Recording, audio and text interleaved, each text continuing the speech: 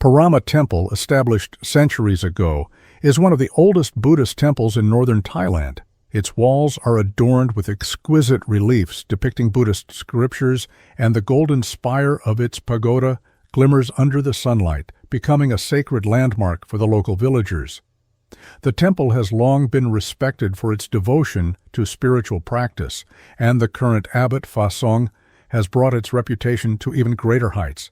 He is not only a model of asceticism, but also frequently invited to speak at Buddhist conferences, earning him high regard throughout the country.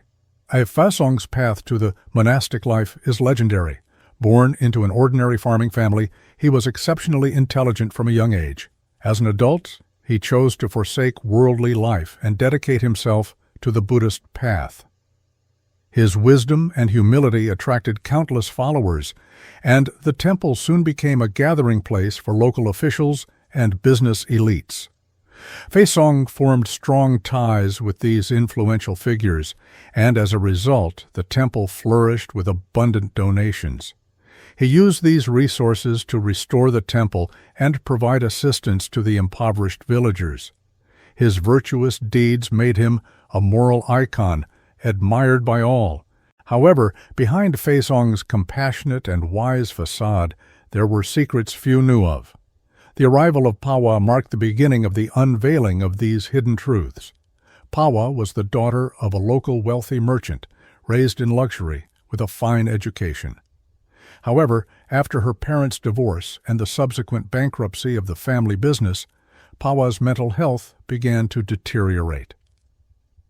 In search of inner peace, she came to Parama Temple by chance.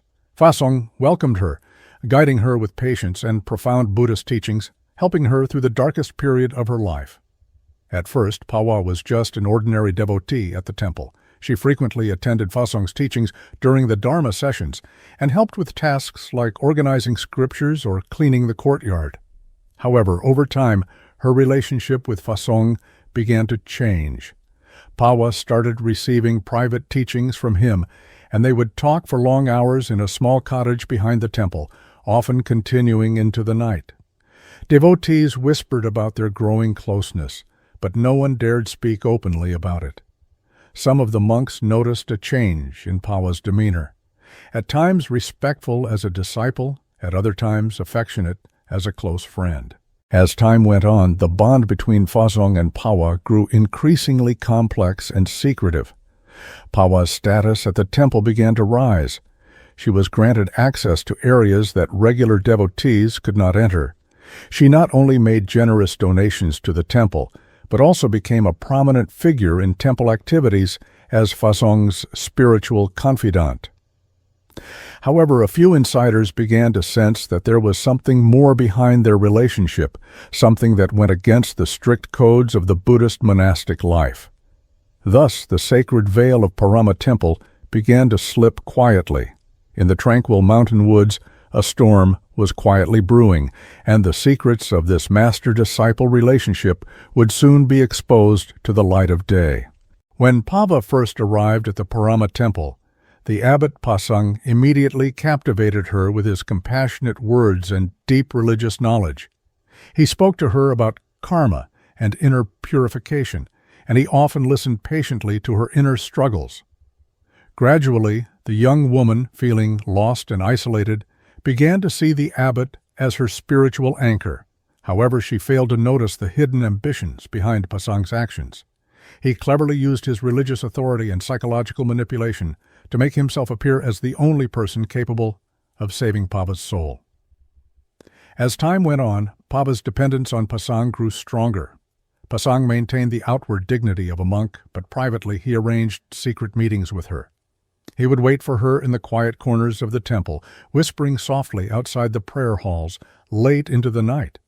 He even took her on religious trips, secretly arranging for them to stay in remote accommodations together. Although Pawa hesitated at times, she could not resist the sense of power that Pasang seemed to possess, a power that made her believe he understood everything about her. However, the peace that seemed to exist in their relationship was nothing more than a facade. One day, after feeling unusually unwell, Pawa was horrified to discover that she was pregnant. This unexpected revelation struck her like a lightning bolt, shattering the fragile peace she had built. Desperate, she tried to confide in Pasang, only to face his intense reaction. Fear and anger exploded from him as he made it clear that the situation could never be revealed. He feared that the scandal would ruin his position and the temple's reputation, and he also feared the legal and social consequences that could follow. Pava was torn apart by the immense psychological struggle. On one hand, she wanted Pasang's support, but on the other, she longed to take control of her own life again. She attempted to reach out to friends and family outside the temple, and once, when she sneaked away, she tried to seek help. But every effort to find a solution seemed futile. Meanwhile, Pasang only tightened his control over her, making sure no one discovered their forbidden relationship. The tension continued to grow until one night when Pava decided to have a final conversation with Pasang. Little did she know that conversation would mark the end of her life. The wind howled through the temple that evening, as if foretelling some ominous event, and Pava's fate was already sealed, drawing her deeper into the abyss. The early morning at Parema Temple was supposed to be peaceful, with the sound of temple bells and birds chirping, creating a serene atmosphere. However, that day, the temple was enveloped in a sense of unspeakable fear. A young monk discovered that the door to the small cottage in the backyard was ajar, with a strong, pungent smell of blood emanating from within. When he pushed the door open, the sight before him almost caused him to lose his footing. Pava's lifeless body lay on the cold floor, covered in multiple knife wounds, with blood spreading in winding trails, staining the tiles a stark red. Even more chilling was the vacant expression in her eyes, yet they seemed to convey an unspoken agony, as if accusing something. The news quickly spread throughout the temple, and monks and devotees rushed to the scene. Police were soon notified and sealed off the area. During their investigation, it was revealed that the room was hastily arranged, and there were signs that someone had attempted to clean up, but bloodstains remained in the corners of the floor and walls. The murder weapon was a small knife engraved with the temple's symbol, originally used for ceremonies, but now turned into a deadly tool. The police launched a full investigation, and the autopsy report soon uncovered some shocking details. First, Pava's cause of death was excessive blood loss, with the time of death estimated to be around 2 a.m. Even more startling was the discovery that she was 8 weeks pregnant. This revelation caused the case to take a drastic turn. What had appeared to be a crime in a place of religious devotion now seemed to be entangled with far more complex secrets. The investigation quickly focused on the temple's abbot, Pasa.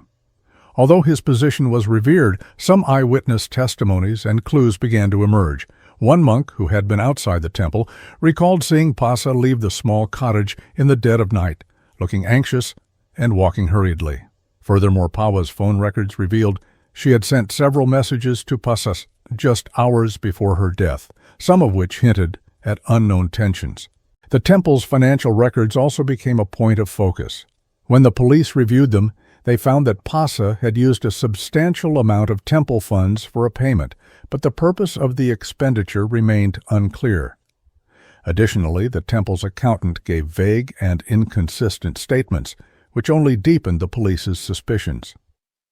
Although the clues increasingly pointed to Pasa, the investigation became mired in an unprecedentedly complicated situation. On one hand, Pasa's extensive connections in both the political and business sectors led some high-level officials to attempt to interfere, urging the police to handle the case carefully. On the other hand, as the case gained media attention, public outcry intensified, and many demanded that the truth be revealed.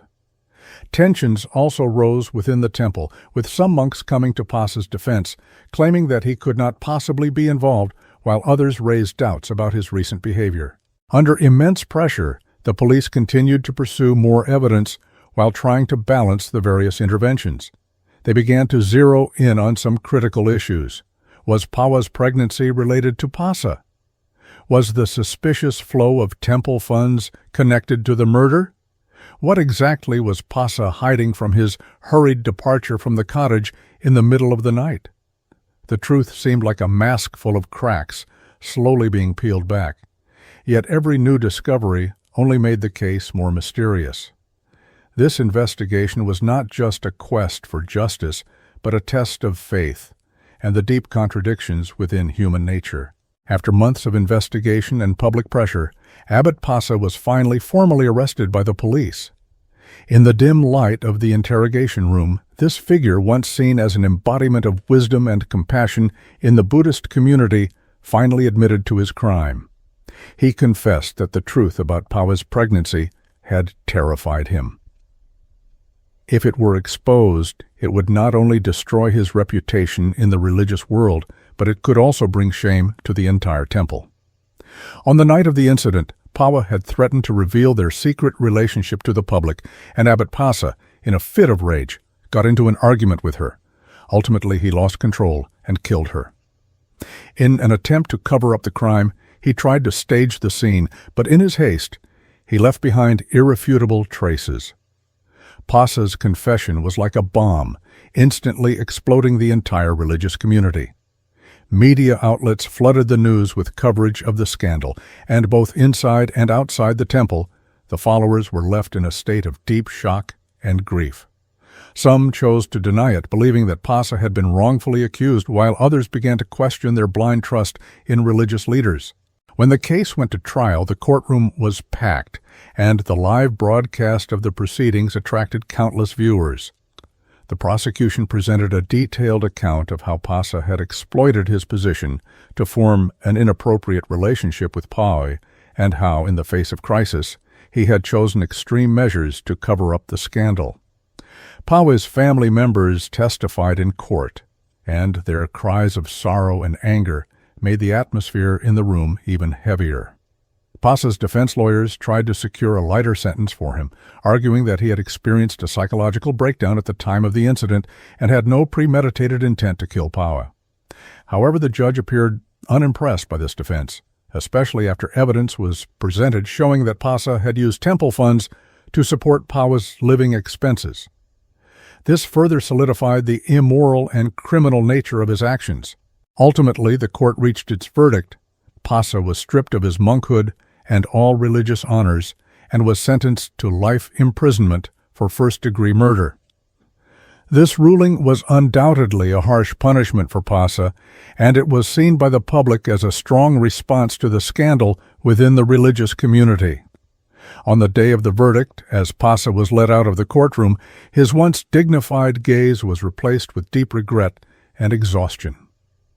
Outside the temple, a crowd of followers had gathered, and after the judgment was announced, some whispered prayers, others cried inconsolably, while many silently left. The long-running case had finally come to an end, but the shadow it left behind would hang over Paramatha Temple and the entire religious community for a long time. For the believers, it was not only a crisis of faith, but also a profound lesson in the dangers of blind trust. The aftermath of the Pasa case lingered over both the Paramath Temple and the entire Buddhist community for a long time. Once a place of flourishing incense and devotion, the temple became eerily silent, with many devotees no longer coming to pray. The cracks on the walls and the unlit candles in front of the altars seemed to silently tell the story of a shattered faith. Public attention shifted from the temple to the entire religious system, sparking intense discussions about the abuse of power and the erosion of moral integrity. Some called for stricter regulation of religious institutions, while others questioned the dangers of blindly worshiping authority. Pawa's death not only exposed the crimes of one individual, but also revealed the profound lessons of power and moral imbalance. Yet has this case truly brought all the truth to light? Some details remain puzzling. Are there still hidden forces behind Pasa's actions, quietly operating in the shadows? Has justice truly been fully upheld? The conclusion of this case may merely mark the beginning of another story, and the audience's reflections continue.